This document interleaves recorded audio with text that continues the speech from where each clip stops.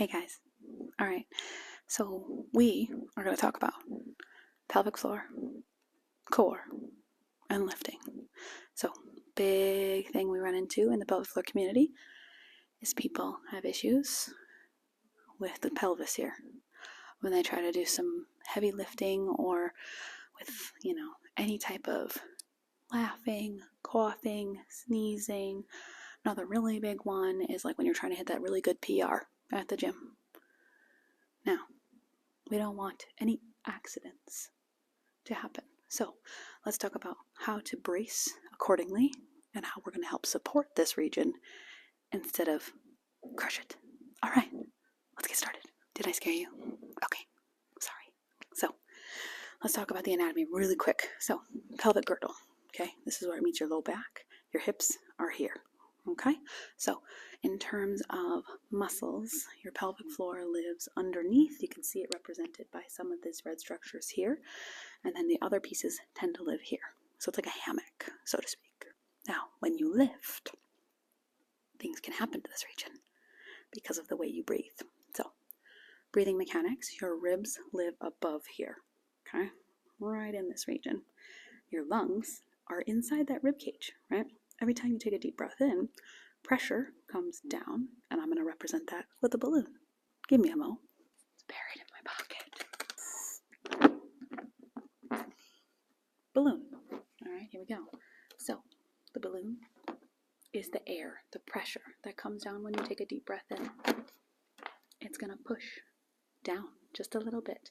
So, now, if we have a little pressure here, nothing crazy, just a little. Imagine now that when you go to load to your body, so when you add weight or you're squatting down really hard, if you don't breathe appropriately or brace this part of your body appropriately, this is what happens to the balloon. That doesn't look comfy. That doesn't look good, right? So a lot of pressure down on these structures and your pelvic organs, your rectum and your bladder. So it can be really common when people don't load well that they actually leak urine because you're pushing down on it really hard. What we want to do is we want to create support and lift here instead of compression so that we don't stress these structures out and then we have accidents. Nobody wants accidents like that while we're lifting and trying to get that next PR, right? Okay. So, how do we go from this to this? Let's talk about it. Change of scenery. So, we're going to do the kettlebell first. So, we're going to go over squatting mechanics with the kettlebell. Then, we have our bar right here. So, we're going to go over how to use the bar for deadlifts and bar squats, just to name a few. And we're going to jump into a voiceover. So later me is going to take care of this. All right, here we go. I'm going to grab that kettlebell. Let's get set up here and we're going to show you some breathing mechanics. So we're going to make sure we fill that rib cage all the way around 360, all the way around there. We're going to take a nice deep breath in through my nose here, fill in that rib cage, and then when I exhale, feeling some lift, pulling those abdominal muscle structures in and a little lift in that pelvic floor. So here I'm showing you again, breathing in and then breathing out, getting that lift. And now we're ready to go. All right, so breathing in when I'm in the squat and then breathing out as I come up. So I'm breathing in as I lower, and then when I'm loading with that weight, I'm breathing out, feeling that lift and support. Back again with the bar, let's go over breathing.